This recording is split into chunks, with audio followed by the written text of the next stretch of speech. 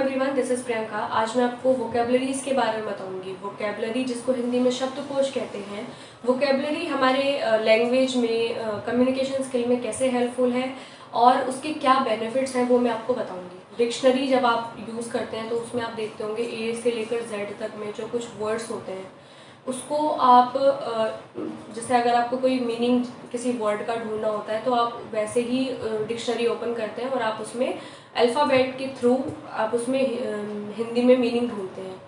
वैसे ही उसी को वोकेबलरीज बोला जाता है क्योंकि ए से लेकर जेड तक में जितने अल्फ़ाबेट आते हैं उसके जो वर्ड्स आते हैं, जितने भी वर्ड्स हैं हमारे इंग्लिश लैंग्वेज में, वो सभी हमारे वोकेबलरीज में आते हैं। तो वोकेबलरीज हम कैसे इम्प्रूव कर सकते हैं? हम अपने डेली लाइफ में जो भी चीज़ें यूज़ करते हैं, अगर हम बात कर रहे हैं किसी से, हमारा जो वर्किंग प्लेस पे हम काम कर रहे हैं या हमसे जुड़ी जितनी भी चीज़ें हैं, उस जगह की चीज़ों को अगर हम उसी में ही कुछ ऐसे न्यू वर्ड्स डेली लाइफ में हम ढूंढें तो हमें पता लगेगा कि ऐसे बहुत सारे वर्ड्स हैं जिसका मतलब हमें पता नहीं है। या तो हमें हिंदी में उसका हिंदी अगर पता है तो इंग्लिश में उसका मतलब नहीं पता, और अगर इंग्लिश में पता है तो हमें उसका हिंदी में मतलब नहीं पता। एग्जाम्पल के लिए अब हम एडजस्टमेंट को डेली बोलते हैं कि आप एडजस्ट करिए, एडजस्टमेंट बहुत ज़रूरी है, लेकिन एडजस्टमेंट का हिंदी में एग्जैक्ट क्या मतलब है हम वो नहीं जानते। तो वोकेबलरीज को इम्प्रूव करने का या वोकेबलरीज को सीखने का सबसे बढ़िया तरीका यही है कि आप डेली 5 न्यू वर्ड्स को अपने डेली याद नहीं कर सकते तो आप उसको नोट डाउन करिए। नोट डाउन करने के लिए अगर आप खुद से अगर आप एक छोटी पॉकेट डायरी बना सकते हैं तो वो बनाइए, नहीं तो मार्केट से कोई एक छोटी सी डायरी खरीद लीजिए जो आपको बहुत अच्छा फील देगी कि आपको इसमें डेली 5 वर्ड्स लिखने हैं। ये आपको बहुत बेनिफिट इससे मिलेगा आपको। आप ये भी करके देखेंगे तो आपको मज़ा भी आएगा ऐसा करने में। आप डेली न्यू वर्ड्स जो है न्यू होने चाहिए। एक दिन अगर आपने लिखा उसको दोबारा रिपीट मत करिए, न्यू होने चाहिए, उसका मीनिंग ढूंढिए। उसके बाद उसको अपने जो भी आपकी पूरा एक अगर दिन है उसमें उन वर्ड्स को आप इंक्लूड करके कुछ बोलने की कोशिश करिए, बट डेली न्यू वर्ड्स होने चाहिए। दूसरे तरीके में आप क्या करेंगे कि अगर आप किसी से मिलते हैं, आप किसी की पॉजिटिव चीज़ किसी को बताना चाहते हैं तो इस तरीके को आप कुछ अलग ढंग से कुछ अलग तरीके से उसको बताइए। पॉजिटिव वर्ड्स ढूंढिए, कुछ पॉजिटिव चीज़ें उसको बोलिए। नेगेटिव बोलना, नेगेटिव करना बहुत इजी होता है, बट बहुत मुश्किल है थोड़ा सा कि हम किसी के लिए पॉजिटिव वर्ड्स ढूंढें उसको फिर करें।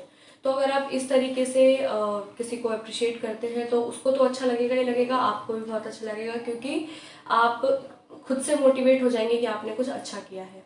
वोकेबलरीज आपको न्यू वर्ड्स देंगी, न्यू नॉलेज आप गेन करोगे, आपको बहुत फ़ायदा मिलेगा इससे। आप नई नई चीज़ें सीखोगे, नए एक ही वर्ड के आप बहुत सारे मतलब सीख जाओगे, आपको सिनोनिम्स आ जाएंगे, एंटोनिम्स आप पता कर पाओगे। पर ये ज़रूरी नहीं है कि आप सिर्फ और सिर्फ किताबों से ही सीख सकते हो या आपको पढ़ना पसंद है तो ही आप सीख सकते हो। आजकल सोशल मीडिया पर भी ऐसे बहुत सारे वीडियोस आते हैं जो आपको नए नए वर्ड्स देते हैं। आप अगर नोटिस करो पूरे दिन भर में बहुत सारे ऐसे वर्ड्स होंगे जिसका आपको मतलब ही नहीं पता होगा, तो उन वर्ड्स को आप अपने उस डायरी में नोट करो, उसके मतलब को ढूंढो और फिर आप उसको बातों में, नॉर्मली बातों में अगर आप उसको यूज़ करोगे, इंक्लूड करोगे तो आपको वो बहुत टाइम तक भी याद रहेगा। क्योंकि नॉर्मल बातचीत की भाषा में जब हम कोई चीज़ याद करते हैं तो हमारे दिमाग में वो चीज़ बहुत लंबे समय तक रहती है। तो ये वाला तरीका आपको वोकेबलरी इंप्रूव करने में बहुत हेल्प करेगा। सो लास्टली मैं एक चीज़ बोलना चाहूँगी कि वोकेबलरी आपकी प्रैक्टिस से आएगी। इतने सारे वर्ड्स हैं और डेली आप उसको अगर याद करोगे तो ऐसा नहीं हो सकता कि आप याद करो उसको, सारे वर्ड्स आपको याद हो जाए। तो डेली थोड़ा थोड़ा करके अगर आप 5 वर्ड्स या इससे ज़्यादा वर्ड नहीं कर सकते हैं तो 2 वर्ड या 3 वर्ड से स्टार्ट करिए। धीरे धीरे आपकी वोकेबलरी इतनी स्ट्रांग हो जाएगी, आपके पास एक पूरी डिक्शनरी बन जाएगी।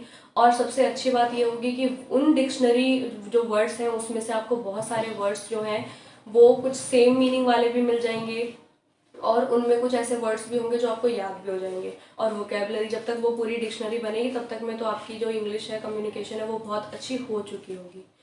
तो ये कुछ तरीके हैं जो आपको बहुत ज़्यादा हेल्प करेंगे।